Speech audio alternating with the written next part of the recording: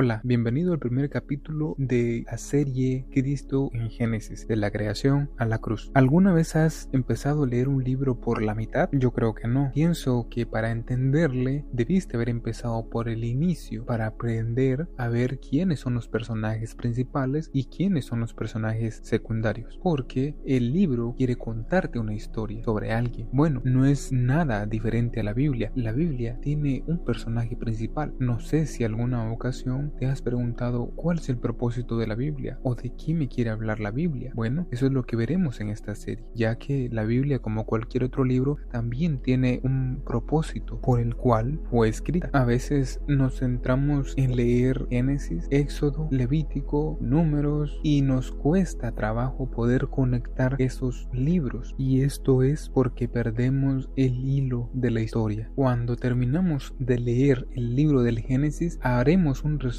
y diremos que, bueno, leímos sobre la creación, la caída, luego vimos cómo la maldad aumentó, Dios levantó a Noé, se salvó su familia, luego la construcción de la Torre de Babel, vimos a Abraham, vimos a los hijos de Abraham y vimos cómo un nieto de Abraham fue cautivado en Egipto, que fue esclavizado, y eso es lo que aprendimos del libro del Génesis. Luego nos pasamos a leer a Éxodo y no comprendemos cómo se unen estas historias, y luego viene Levítico y peor aún, no entendemos cómo se unen estas historias, ya que solo vemos historias que nos parecen aburridas, historias sobre construcciones de una tienda o de un arca o de otros objetos, y no encontramos el hilo conductor de esto. Entonces hoy veremos que la Biblia tiene una unidad teológica. Hoy veremos cómo Génesis no solo es una historia, sino el fundamento del Evangelio. La Biblia tiene una unidad teológica, no es una serie de relatos desconectados, sino un mensaje de redención. Se mueve en dos direcciones. La primera es horizontalmente, como una revelación progresiva que culmina en Cristo. Recordemos, antes de Cristo, la revelación fue progresiva, donde Dios utilizó a sus profetas para su propósito. Esto es revelación progresiva porque solamente habían sombras y tipos de lo que los profetas decían. No había llegado aquel Mesías prometido, pero cuando llegó Cristo, como dice Hebreos 1:2, esa fue la revelación final de Dios. Ya no hay más revelaciones nuevas, porque en el Hijo se cumple todo lo que en el Antiguo Testamento se decía de él. La otra dirección que tenemos es la vertical. Podemos ver múltiples historias para nuestra enseñanza, donde encontramos a todos los personajes secundarios. Si solo leemos la Biblia de manera fragmentada o de manera vertical, perderemos el mensaje central de la salvación en Cristo, es decir, no vamos a poder ver el hilo teológico, la unidad teológica que la Biblia quiere mostrarnos de manera horizontal.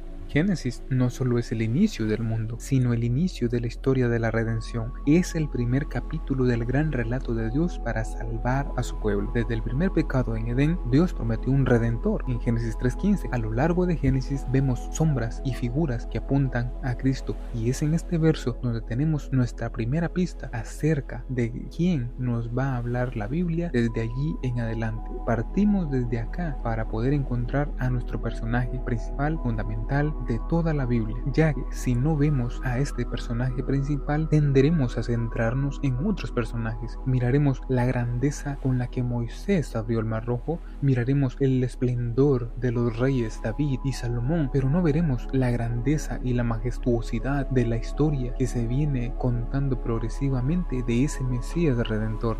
Pero no se preocupen, a través de Génesis vamos a ver cómo poder encontrar a Cristo a través de estas historias. Hay 7 formas de ver a Cristo en Génesis. La primera es a través de la historia redentora. Cada relato del Génesis avanza el plan de Dios hasta Cristo. Número 2, a través del cumplimiento de la promesa. Dios promete un redentor desde Génesis 3:15. Número 3, a través de la tipología. Personas como Adán, Noé, Abraham y José prefiguran a Cristo. Número Número 4. A través de la analogía, lo que Dios enseñó a Israel refleja verdades eternas. Número 5. Temas bíblicos. El sacrificio, el pacto y la redención comienzan en Génesis. Número 6. A través de temas de referencias del Nuevo Testamento. Pablo usa la historia de Abraham e Isaac para explicar la justificación por fe en Gálatas 4:21. También veremos a través de un contraste. Por ejemplo, en el Antiguo Testamento la circuncisión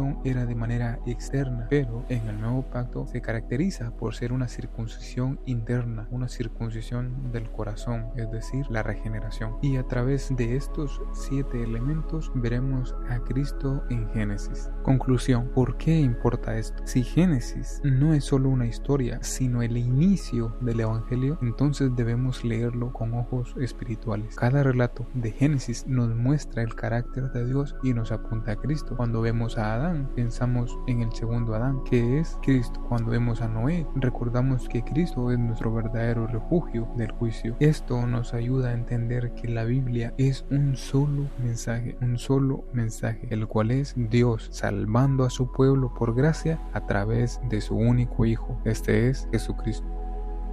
Y esta es la introducción del libro de Génesis. En el próximo capítulo nos daremos la tarea de encontrar a Cristo a través de las clásicas historias del Génesis. Bendiciones.